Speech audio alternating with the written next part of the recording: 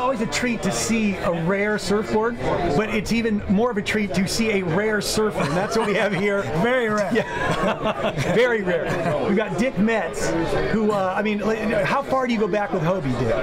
Since the beginning. Yeah, since the beginning. So, yeah, Hobie started making boards in 1950, and he just did it in his garage, so I didn't really make surfboards then, but when he opened the shop, he moved from the garage in 1951 into the store and started making balsa boards, of course, in those days. And the foam, he was the first, as you know, to come out with really production foam surfboards in 1957, 58.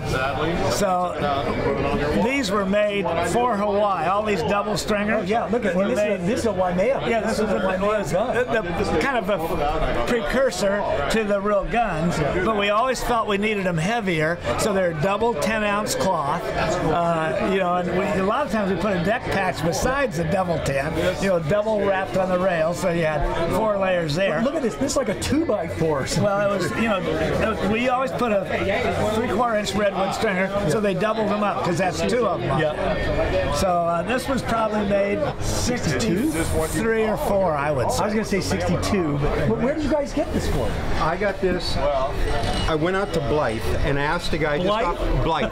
I asked this guy just off the top of my head. I said, "You don't happen to have any old surfboards, do you?" And he said, "I had a Dewey Weber that I'd never ridden." He said, "I took it to the dump yesterday." I says, "Where's the dump?" He said, "You wouldn't want it. They ran over it with a Caterpillar." And I just, oh man. So he said, "Yeah, it was right over here." He pointed to the dirt. I saw this much of the skeg sticking up out of the dirt. I swear to God. And I pulled on. He says, "Oh, you can have that if you want it." So you grabbed it. I grabbed it. I scraped the thing down, put it in my car. And, so you pulled out a classic Hobie Waimea gun, which is like that. I'm saying that's one of the most incredible stories I've ever heard.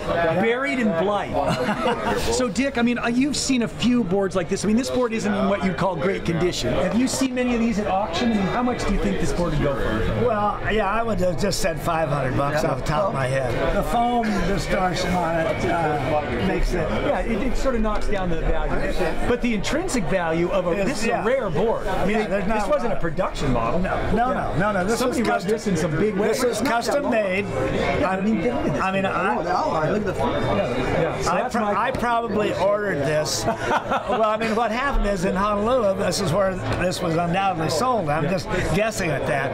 But we had boards on stock, so I would write up orders every week, send them to Hobie as if I was ordering them personally. And guys would then come in, but this is what I was selling. So I ordered concave double stringer guns. That was the way it was. And then not long after this is when we started making them in Honolulu for Hawaii waters and all that. But you know one thing about this board, nobody ordered this to give to their kids. No. Whoever ordered this was serious. They were going to ride it. Yeah, this wasn't the kind of board you just put on your Whether it was ordered on a personal basis, which we did all the time, or I ordered it to have boards in stock, it was bought by somebody that was going to ride it on a big wave. So it's a classic.